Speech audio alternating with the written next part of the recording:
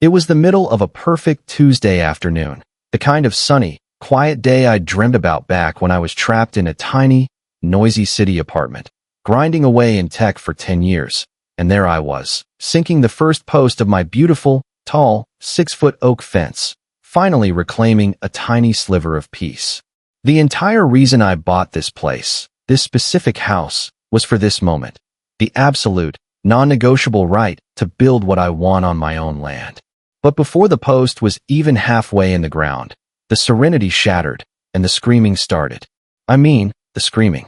Not just loud talking or an annoyed murmur, but a genuine, theatrical, rage-fueled yell that shot across the entire expanse of the lawn, making the birds jump out of the century-old oak tree like a flurry of confused popcorn kernels.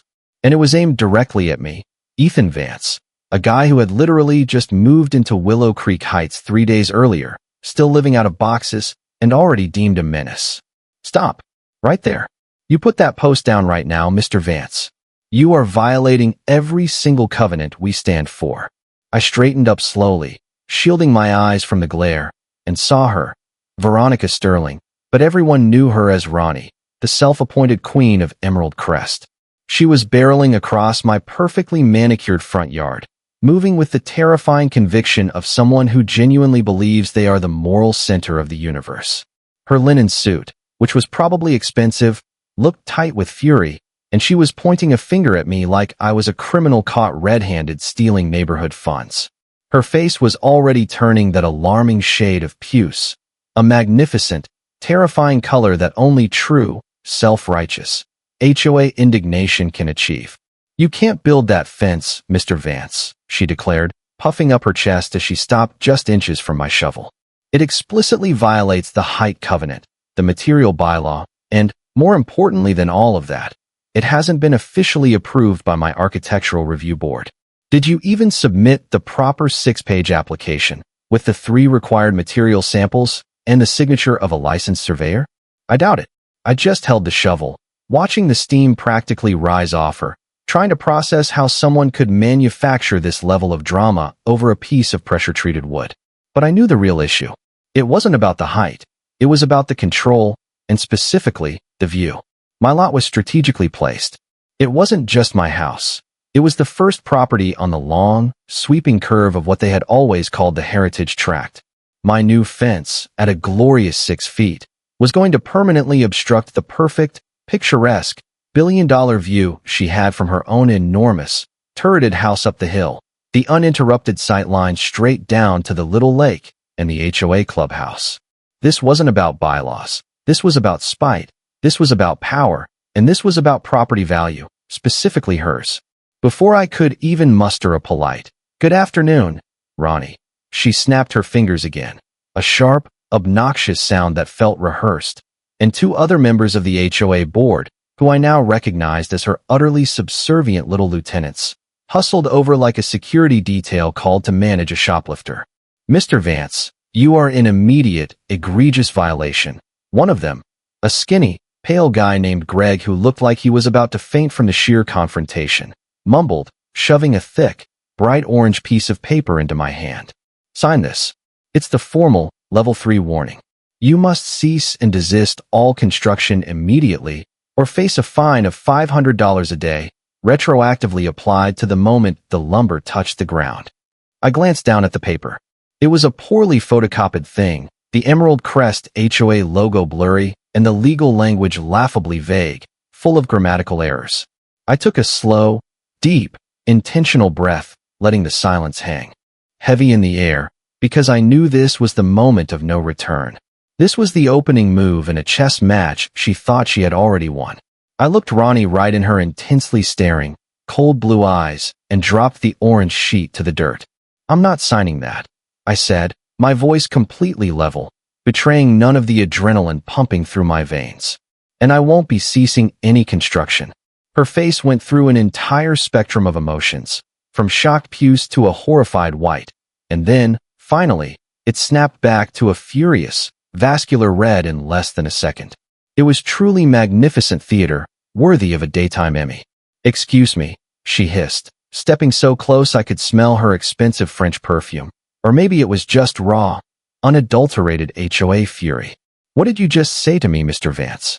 You think you can just ignore the rules we've spent 9 years refining? This entire development is governed by the Emerald Crest HOA. Every single home, every single blade of grass, is under our authority, buddy. You are nothing but a rule breaker. I gave her a small, controlled, tight smile. The kind that says, I'm not the one who's mistaken here, Ronnie. I corrected her, using her first name again, deliberately stripping away her formal title, which just made her fists clench. I bought this specific piece of property, this heritage tract, precisely because I am not legally bound by your HOA covenants. My deed separates me from your jurisdiction. That line landed like a 10-pound bowling ball dropped onto polished marble. She actually snatched the original violation notice back from the ground, ripping it into a dozen tiny shreds with a wild, almost animalistic intensity. She wasn't done yet, though. She was going straight to the nuclear option. That's a lie. A desperate, pathetic, loser's lie. I run this block. George, call the police. Right now? Tell them we have a hostile, unauthorized squatter refusing to comply and actively threatening the safety and property values of the entire community. Use the word threatened. Her husband, George, a man who looked like he hadn't made an independent decision since Ronald Reagan was in office, immediately pulled out his phone, his voice shaking but dramatic. Yes, Officer Daniels, we have an active situation. A homeowner is resisting the local community authority and attempting criminal construction. He's volatile. We need multiple units here immediately before property is damaged. He was outright begging the dispatcher, dramatically inflating the urgency to an almost farcical degree. I stood there, calm as anything, the sun warm on my neck, listening to the unmistakable, rising wail of the police sirens begin to climb over the nearby ridge. Neighbors were already spilling out onto their lawns, holding up cell phones like it was the Super Bowl halftime show, filming, whispering, pointing. Ronnie was practically vibrating with vindicated victory, a sick, satisfied grin spreading across her face. She thought she had me. She thought she had used the ultimate weapon, the uniform and the law, to crush the rebellion before it could even organize. But what Veronica Sterling didn't know, what she had never bothered to check in her little, self-contained kingdom, was that I hadn't just bought my house and my little lot. I had bought the entire heritage tract, and that tract included something absolutely essential to her long reign, the common land. The patrol car pulled up fast, lights flashing, and Ronnie ran toward it, waving her arms like a conductor finishing a grand, dramatic symphony. Officer, over here. Thank God you're here. This man is resisting all HOA orders. He's trying to destroy the aesthetic integrity of our neighborhood, and he's clearly unstable. The officer, a seasoned man named Davis, stepped out slowly, looking utterly, magnificently bored and profoundly confused. He took one look at the shovel in my hand, the peaceful fence post, and the raging woman in the linen suit. Ma'am, he said, rubbing his temples with 2 fingers. We were dispatched for a potential threat to safety. Resisting HOA orders is not a police matter, it's civil law. Ronnie's triumphant smile faltered, but she quickly snapped it back into place. No, you don't understand the depth of this. He's trespassing on our authority. He's building without our approval, which we own. He's mocking me. Make him stop, officer. He's ignoring my legitimate, 9-year-old rules. Officer Davis sighed, a long, tired, world-weary sound, and turned to me, his expression softening slightly as he sensed the immense, suffocating weight of Ronnie's personality. Sir, for the record, are you under this Emerald Crest HOA? I shook my head, keeping my voice low and measured. No, officer. Not legally. Not by the recorded deed. Not by any covenant I'm a party to. They are fundamentally mistaken about the boundary lines of their authority in relation to my specific property. Ronnie went ballistic again, stepping right between us. He's lying. This is ridiculous. We updated the jurisdiction map last year. The entire heritage tract is ours now. We voted on it. We control everything right up to the main thoroughfare. He's just trying to evade his dues.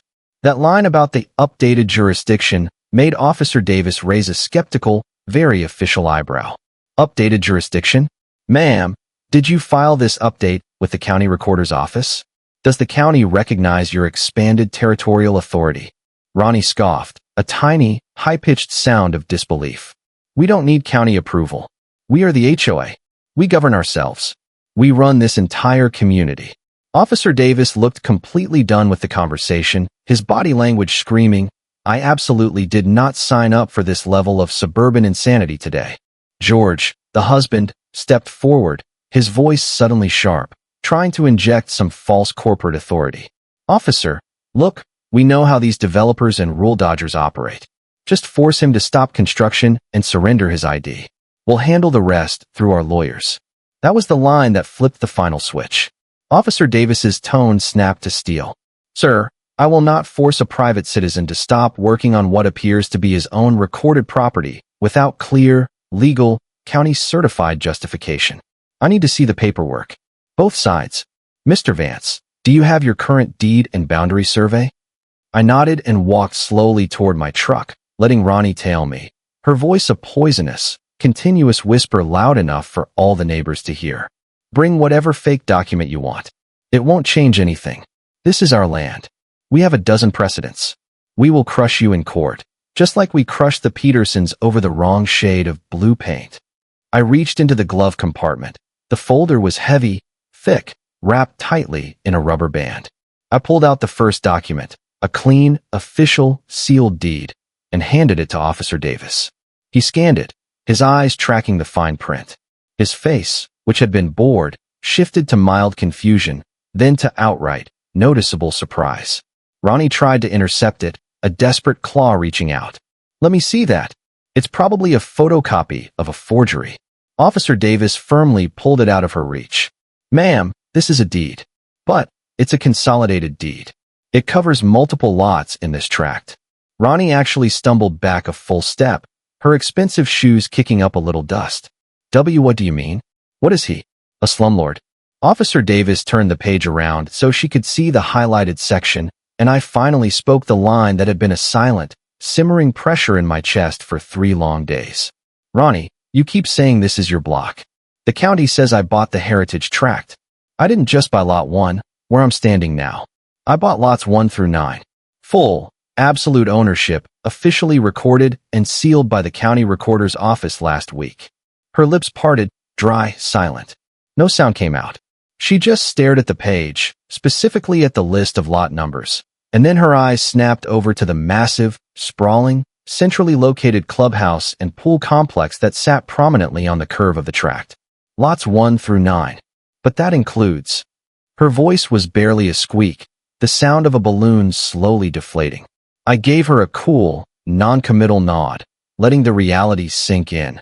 The terrifying, irreversible truth of the situation. She had picked a fight with the one person who could legally, instantly, unilaterally dissolve her entire, petty kingdom. I owned every single foot of land that made up the heritage tract, which the HOA had always treated as their untouchable communal territory, including the very ground the clubhouse, the symbol and meeting place of her power, sat upon. I stepped closer to Officer Davis and pulled out the next document, a legal lease agreement, dated 6 years prior, which she and the former developer had signed and promptly forgotten about, thinking it was just a formality they could ignore. Officer, I said, pointing to the original, archaic document. This is the original lease agreement. The HOA, under the directorship of Ms. Sterling, has been leasing Lot 5, the very land the clubhouse sits on, from the former owner of the heritage tract for a period of 10 years. The purchase of lots 1 through 9 included the immediate, statutory transfer of all landlord rights, including this existing lease, to me. As of 3 days ago, I am the legal landlord of the Emerald Crest Clubhouse. The quiet that fell over the street was not just absolute, it was pregnant with disbelief. Even the neighbors stopped filming, their cell phones held frozen in the air. Ronnie was truly panting now, tears of pure, frustrated rage starting to well up. That's impossible. That lease was supposed to be irrelevant. It was just a formality. We were going to buy the land next year, when the budget allowed. Well, I shrugged, the picture of nonchalant control. You waited too long. And the lease, which transfers to me, clearly states in Section 4. Be that if the new owner intends to develop the property for private use, They have the right to terminate the lease with immediate effect upon purchase, citing any breach of the community's covenant to maintain the aesthetic integrity of the land. I didn't stop there. I tapped the paper I was holding, a separate, freshly printed notice I had prepared the day before, just in case.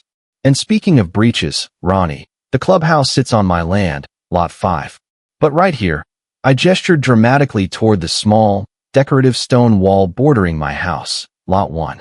That beautiful little stone flower bed and the 4 feet of pristine sod you installed 3 years ago, the one you show off to all the new residents, that's actually encroaching onto my Lot 1 by a full 18 inches, according to this new survey. It's an unauthorized, permanent structure built on my private property. A trespass, if you will. I handed her the new, official notice.